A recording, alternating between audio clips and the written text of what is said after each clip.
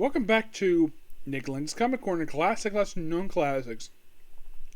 This is episode number 2878. Yeah, 2878 and Doubleshot 2272. And these two books basically have been long publishing. This first one here, they just resumed publishing it just recently. And the other one's publishing since 92 with no stoppages. Though this one's gone through many different writers, while this one mostly has had I've had a few writers over the years, but most of them are the same person. First up we have from the mind of Mark Silvestri, we have another trade for Witchblade. Witchblade Volume 8, which collects issues from the Witchblade ongoing series, 125 through 130.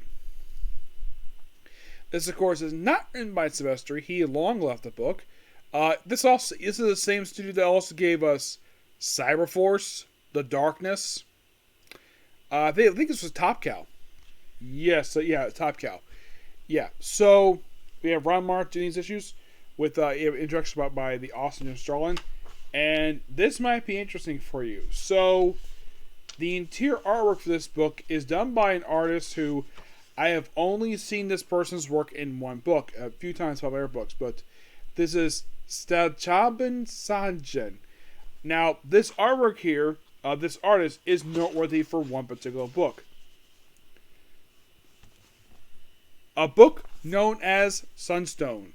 If you don't know what Sunstone is a book with lesbian bondage that had 6 volumes and ended with basically 2 leads getting married. Because they had a thing for each other. Lots of bondage, and the fact that the lead character wore a collar a lot of the time in the book, and she had to cover it up with a scarf. But in the case of this book in particular, so basically you're probably thinking, okay, what the heck is going on here? So at this point of the series, there are 2 Witchblades. You have Sarah, the original one, and Danny, the woman who had to take over her because Sarah got pregnant by her partner. And she gave birth to a baby girl. And I think what Danny is that she is a ballerina and she's an open lesbian. Yep, so this does happen here. So the book by the way, the story is called War of the Witchblade. That's what the storyline is called. So we open up with, we see, looks like possibly Sarah's daughter, seeing her like transform into Angela, where she's all. We have a close up basically of her wrist with the thing coming out, and showing her panties.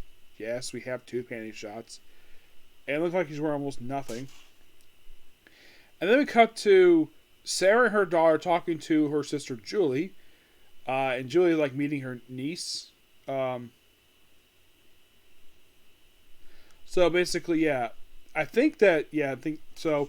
They chat for a while, and of course she still has the Witchblade thing on her wrist. It's like there are 2 Witchblades, and then we see, this is Danny here. She has another thing, and I think this is her girlfriend, which they're not dating just yet. Like maybe she become a lesbian, so. And she's also a ballerina. There's also, we have her back in the Force, where she is, transformed into Witchblade. And she's like chasing a vampire. And no, it's not Darkness. I believe also, I think it was, I think the Darkness, the guy who's the host, I think he was the father of the child. I believe it was, because they briefly stated. So, there's also, looks like Rasputin is in the book. And we deal with basically that. And then we have, like, possibly, like, Danny's girlfriend seeing, like, a woman on fire with horns, like a demon. And the woman's name is Finch. She goes looking for her. And like very sad. And then we see like a skeleton. Then we see Sarah where she's like all business. Which is kind of weird, like how Ramar treats him. And she still has basically, she really wants to go Angela for him. And then we have like a brief history of the previous host of them, and then eventually, of course, like I believe this is based on him. So And then we have where the two Witchblades finally meet. We see Danny in her Witchblade form. Yeah. Though it turns out her artifact is later where she runs into her, and he fights like, this is mine, and eventually she gets her artifact as the Angelus. Yes, the Angelus. Not only these weird armor things. So, yeah, and of course Sarah, I think Danny gets defeated by Sarah. Sarah gets defeated by Danny, and actually by some other angels. Yeah, it's kind of an interesting thing here. I really like the story here with this one. So, the book ends with Danny go over to get her own spin-off book, The Angelus, which I believe was like a mini-series. And Sarah will continue as basically Witchblade for the rest of the book. And here's the thing. The story continues in the forthcoming Witchblade Redemption trade, which collects Witchblade 130, 136, and Angels Volume, which collects the first 6 issues. Great book. I thoroughly enjoyed this. Now, sadly, the book will not last much longer after this. If you're curious, how many more issues? But I give this a 9 out of 10. It would last for another... I kid you not. This will last for another 55 issues. And you're thinking, wait a minute, did it take another 4 years? Oh no, it did not. This book, oh my gosh, this book had a reputation for not releasing a lot of issues. Most of them are released in 1 year, except for 2. Except for 1 year. Mostly is 6 issues in 1 year. So it's like, excuse me, this book had humongous publication problem. Where they alleged the book was monthly, and it came once every couple months. When it came to Volume 2, that did come out every month. That did do. I will be getting some complete Witchblade books. We'll discuss them earlier before these two trades I reviewed, but yeah. This whole story I've been building to issue 100 of the series. Yeah, the thing with the first volume, it's 185 issues. And you would think based on numbers like 12, 13 years. Oh no. That's published in the course of over 20 freaking years. Yes. And I think it was like 2017, I think it was. Next up, we have a break here. We have Spawn Compendium book number 3, which I'm not going to be discussing a lot of this book. Simply because, what's up with that here? Yeah. Purely because basically, like, a lot of the syllabus of this book, which this book can collect issues 101 to 150. Yes, 150. I'm only discussing issues 105 to 121. The reason why, because a lot of the issues of the book I've already discussed are thanks to the Spawn Origins collection. So, a lot of this book is this. You have basically 747 crashing someplace. Not in World Trade Center, no. And then we see return of Overkill. Yep, Overkill. A guy killed in the first couple years of the book. He comes back to life. Spawn kills him again and says, "Who paid you?" And he's like, "No!" And he died. And he basically, "Tell me who sent you." "Never!" Yeah. And it's like a bunch of weird stuff. And then we have Spawn go visit some guy, some general. No, it's not Jason. It's not the guy who ordered his death. Oh no, he's not here. So we have a bunch of Spawn here. Oh yeah, it's Jason. It's like, "Simmons, how'd you get in here?" Yeah, Jason, he basically has gone freaking nuts. Well, one point he's clothed, and then loses clothes, gets skinned, and then he's restored. For a moment. Yeah, he's driven insane here. Yeah. And Spawn's like, "Oh, this is my city, take care of some gangsters." And it gets weird. Oh my gosh. We have this guy who's has this weird gun. He's got like a tank top. He's dressing like kids from the 90s would, which was like, "Oh, let's not wear our pants or shorts. where they're supposed to be. And also got a chain there. Yeah, this is like a 90s teenager. Which, by the way, some people nowadays will still do that, where they cannot wear their pants properly. Like, oh, we gotta show off our boxers. We gotta show off our rear end of our box. I remember when I was a kid, there was this one guy who would not wear his pants properly, and obviously like the back of his underwear. Yes, he thought this was cool. Me, I'm like, pull your shorts up, dude. I don't want to see your underwear. At one point he did, and he went back down. I'm like there's also a joke I also once heard that some people would actually walk with their pants down to their ankles. I'm like, pull your pants up. It's so freaking stupid. You have this guy smoking.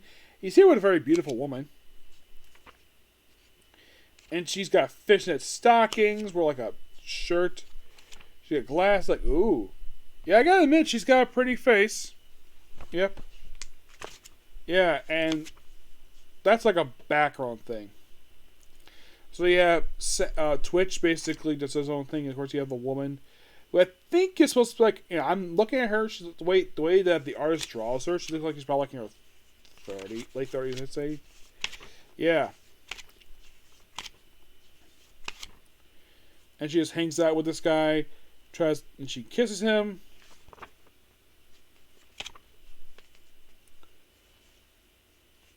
And there's a bunch of other stuff here. We have a bunch of people just hung up outside the police precinct because people spawn captured.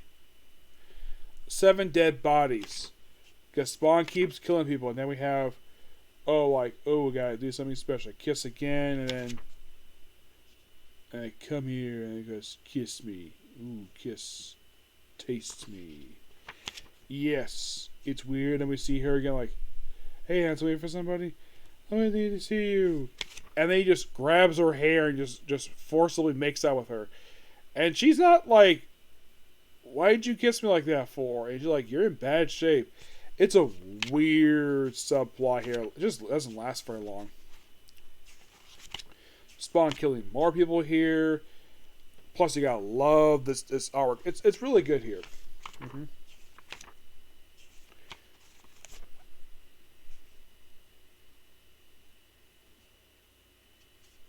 Of course, some people on the badge is like, you two freeze, and we rinse ha ha ha. What do we say, Kojak? Yeah, Kojak. Now, modern reference, you're like, okay, somebody like, wait, what the heck is Kojak?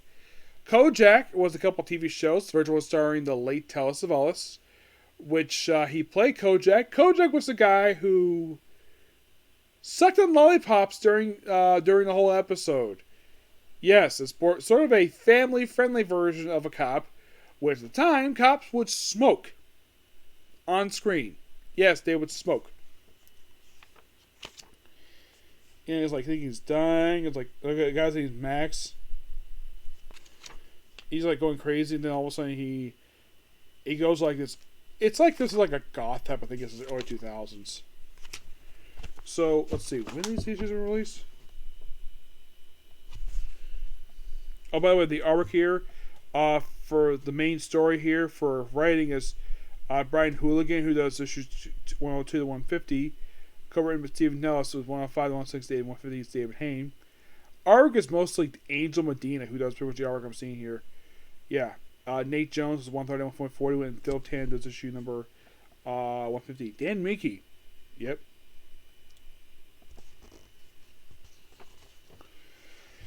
Yeah, I think it's most like still like early 2000s-ish. So, more explosions here.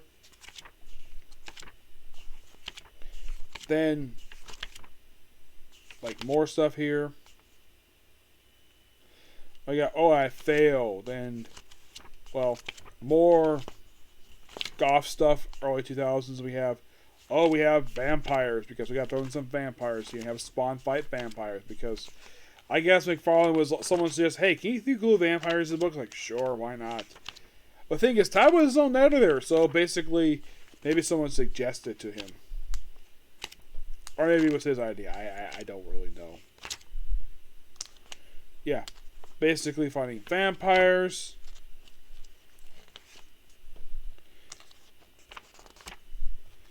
Yeah, more stuff here, more battles.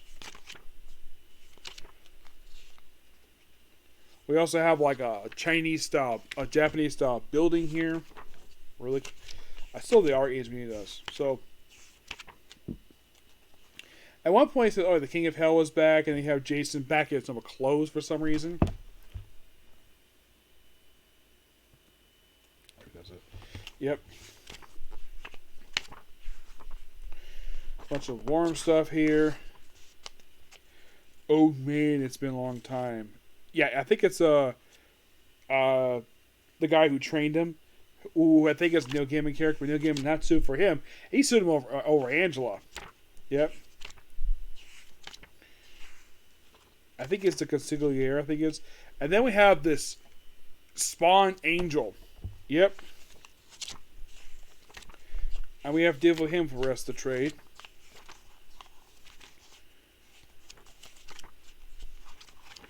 Yeah.